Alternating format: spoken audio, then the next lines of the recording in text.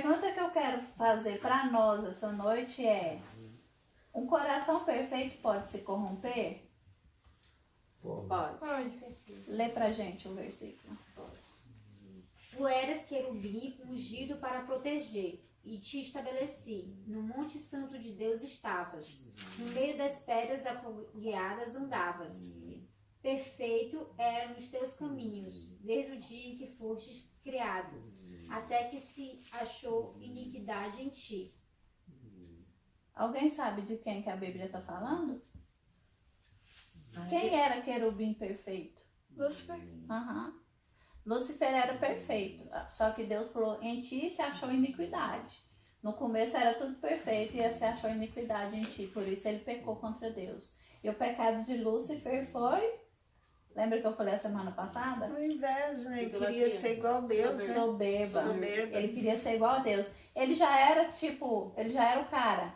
Mas ele Ele era o queria anjo ser mais melhor. lindo, não era? Um negócio Ele era o assim? mais belo. Ele era o mais belo, E ele era o mais poderoso. Ele era tipo era o o mais segundo. Só que ele falou: não quero ser o segundo, eu quero ser o primeiro.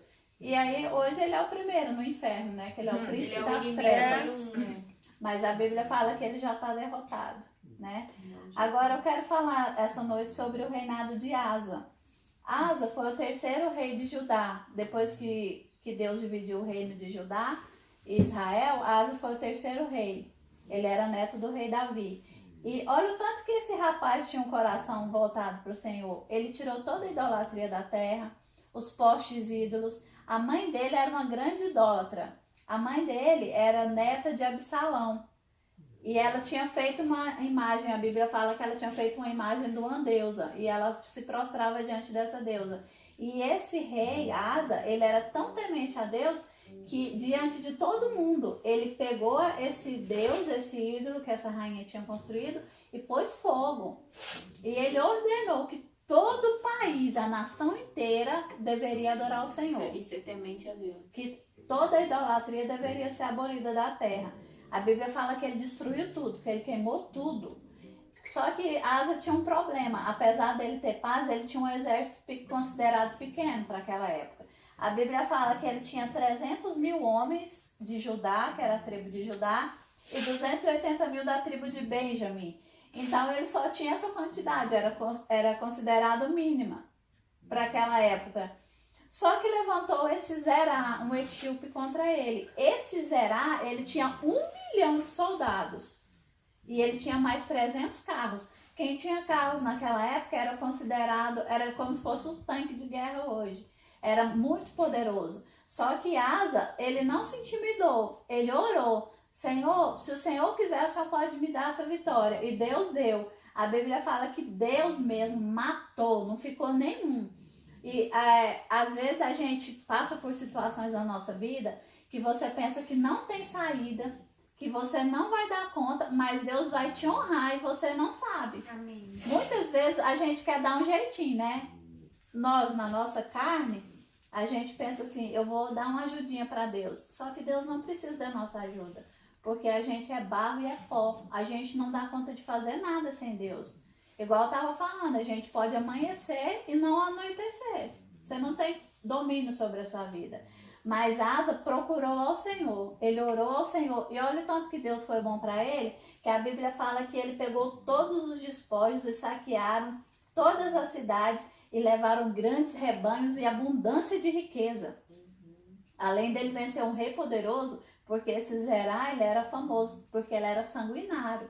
Quando ele ia para a guerra, ele destruía tudo, matava homem, matava mulher, matava criança, punha fogo na cidade. Então esse homem, onde ele passava, ele varria tudo do caminho. Só que Asa não se intimidou, ele foi para os pés do Senhor e orou. E Deus deu toda a fortuna desse rei para ele e todos os rebanhos. E o que aconteceu? Ele fez uma grande reforma na terra. A idolatria cessou de toda a terra. E a Bíblia fala que houve paz. E eu quero falar o seguinte pra gente. Muitas vezes Deus nos dá períodos de paz. E a gente, muitas vezes, quando está na paz, a gente vai sambar. A gente vai desistir. Em vez da gente reconstruir as nossas muralhas. Asa, ele foi muito esperto, que ao invés de ficar só curtindo a vida, né? Se fosse A nos paz, dias de né? hoje, ele falou, não, vamos construir muralha, vamos fortificar as portas, vamos fazer torres de vigia, vamos fortificar isso aqui. Porque agora a gente está em paz, a gente pode reconstruir as nossas muralhas e levantar proteção. Para no dia da guerra a gente estar preparado. Só que a gente, nos dias atuais, a gente só quer ficar na maré mansa. A gente não quer fortificar. Aí o apóstolo Paulo fala que o dia mau vem. O dia mau chega para todo mundo aqui, ó. Não tem ninguém aqui que não vai ter o dia mau. Todo mundo vai passar pelo dia mau. Só que a gente não prepara para o dia mau. O que é preparar para o dia mau? É ter reserva de oração. É você jejuar, é você conhecer a Bíblia, porque às vezes Satanás vai te atacar no seu ponto fraco, porque ele te conhece muito bem e ele sabe qual que é o seu ponto fraco. E se você não estiver dentro da Bíblia, ele vai fazer o que ele quiser com você. Porque Satanás, quando ele veio contender com Jesus, foi tudo coisa da Bíblia que ele usou. Só que ele falava um versículo e Jesus rebatia com outro. Ele falava outro versículo e Jesus rebatia com outro. E a gente tem que ser assim. Usar os tempos de paz que a gente tem para poder fortificar na palavra. Para no dia da luta chegar. Por que tem gente que suicida? Tem pastor hoje em dia suicida. Gente milionário suicida. Porque eles não têm essa reserva, eles não têm a muralha. Aí quando Satanás vem, porque ele vem, gente. Ele vem com tudo. Ele ataca todo mundo. E Satanás, ele não vem com flechinha, não. Ele vem com bala de canhão para matar. O nosso inimigo, ele não tem dó da gente. Quando Satanás vem, ele vem com armamento pesado. Então a nossa muralha tem que estar fortificada. As nossas portas têm que estar com proteção. A gente tem que estar com as muralhas com sentinela, tudo preparado. Para a hora que Satanás vir, a gente rebater ele. E a gente só consegue isso se a gente tiver reserva de oração. Agora eu quero ler com vocês aqui o que aconteceu com Asa. Olha aqui no capítulo 16. 16, Aham. Ezequiel? Não, Crônicas. Crônicas, segunda Segunda Crônicas 16. Eu vou ler aqui. No 36º ano do reinado de Asa, subiu Baasa. Baasa era o que ficou com as 10 tribos de Israel. Eles eram co-irmãos.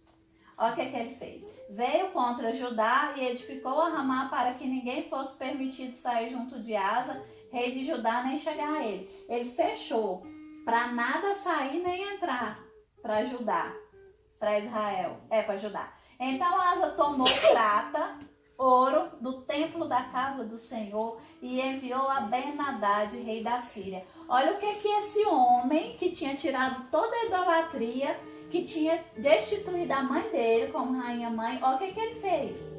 Ele foi no templo do Senhor e tirou todas as riquezas. Ele tirou tudo que tinha valor e deu para um rei que não servia a Deus, que era o rei sírio. Pegou todos os tesouros da casa de Deus e deu para um homem maligno. Parece a mesma pessoa? Do começo que a gente leu, do 14? Só passamos 2 capítulos. No primeiro capítulo, ele foi contra a mãe dele, ele tirou toda a idolatria, ele destruiu todos os deuses da terra e aqui ó, ele já foi, pegou tudo da casa de Deus e deu para um homem de outra religião, de outro país. Por que vocês acham que ele fez isso? Se ele enfrentou o Zerá, que era esse outro rei que tinha 1 milhão de soldados, e aqui contra Judá, contra Israel, que já estava caído, porque Israel já estava caído aqui na idolatria. Por que ele não orou a Deus aqui? Mas às vezes a gente precisa fazer isso, não precisa não? Tirar o que é de Deus? Ficar amigo do inimigo? Não. De uma pessoa... Porque esse rei aqui, o Ben-Hadad, ele simboliza Satanás. Por que muitas vezes a gente faz umas alianças com o diabo? Entendi. A gente tá corrompido? Aham. Porque aqui ele já... Ó o cachorro. Porque aqui ele já estava em queda. E por que ele tirou as coisas do Senhor? Pra o rei? Aham. Mas o rei simboliza Satanás aqui. Por que então? Porque a gente faz isso. Muitas vezes a gente dá um dedo de prosa com Deus e dá um dedo de prosa com Satanás. Quando a gente mente, quando a gente engana. Às vezes a gente quer tirar vantagem de alguma coisa. E são pequenas alianças que a gente vai fazendo com o diabo. Só que quando você faz essas pequenas alianças com o diabo, ele vai entrando na sua vida. Porque Satanás, se você não fizer nada com ele, ele vai tentar entrar na sua vida. Agora imagina você dando legalidade para ele. Porque quando você faz uma aliança com Satanás, ele vai entrar. Cobra. É como se você estivesse abrindo uma grande porta para ele entrar na sua vida. E por que que ele pegou a prata e o ouro da casa do Senhor? Porque eram as coisas mais preciosas. O mais de valor é o que a gente faz. A prata e o ouro simbolizam a nossa busca por Deus, o período de oração que a gente para de orar, A nossa vida. a Bíblia que a gente para de ler, a nossa santidade que a gente para de ter. A gente vai abrindo mão das coisas de Deus. E por que que a gente primeiro tira de Deus? Se Deus nos deu tudo. Porque é a coisa mais fácil de tirar. Porque às vezes a gente não pagou um preço para ter aquilo. Veio muito fácil. Tipo a salvação nossa, veio de graça para nós. Porque Jesus pagou com o sangue dele. Mas muita gente abre mão da salvação. Às vezes você vê uma pessoa crente, né? Crente. Aí do nada a pessoa vai para o mundo. Do nada a pessoa tá fumando, tá bebendo, tá prostituindo. Por quê? Ele entregou o tesouro para Satanás. E agora o mais precioso que ele tinha, vamos colocar que o mais precioso, o ouro do nosso interior, é o Espírito Santo. Ele vai perder o Espírito Santo. Porque aquele lugar que era do Espírito Santo, Satanás vai passar a habitar.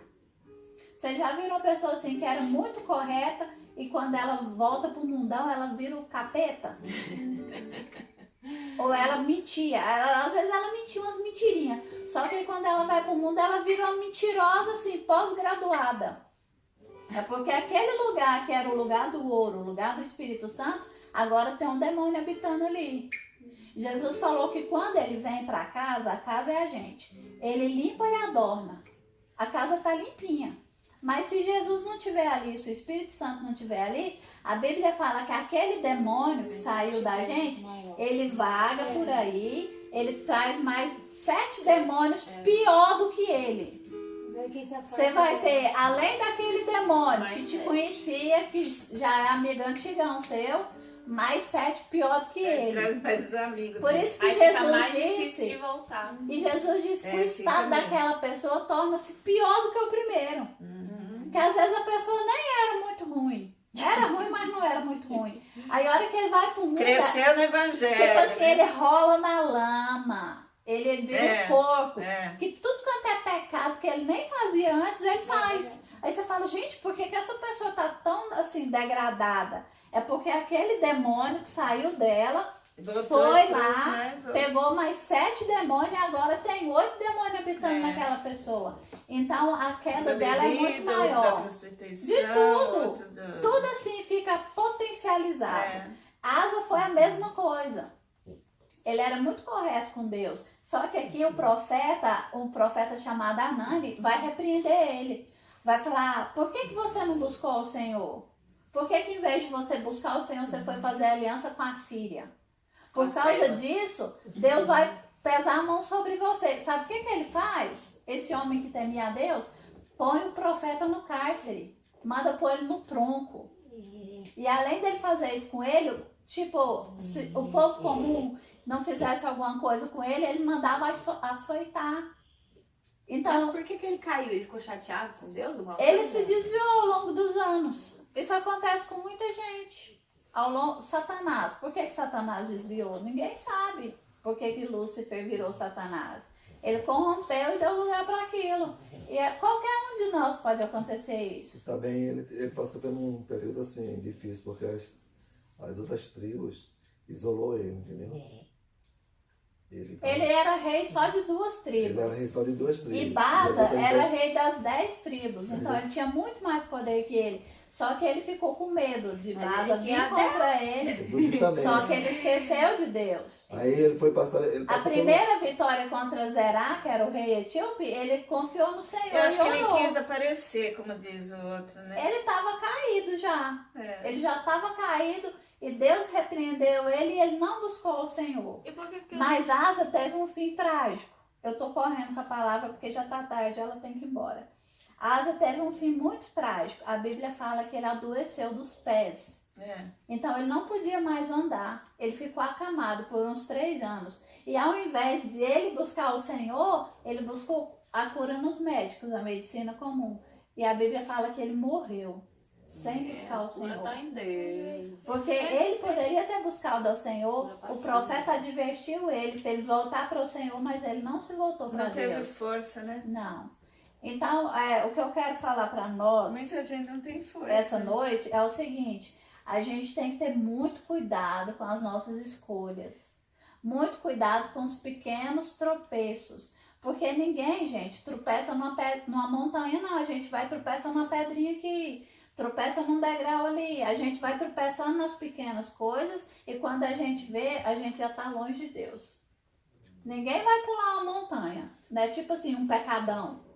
A gente vai tropeçando, conta uma mentirinha aqui, dá um calotinho ali, faz um rolinho aqui. E quando você vai fazendo essas pequenas coisas, você vai abrindo essas brechas para Satanás entrar. E quando ele entra, gente, é igual eu falei, ele vem com tiro de canhão. Porque o Satanás, ele não brinca de ser Satanás. Quando ele vem é para destruir.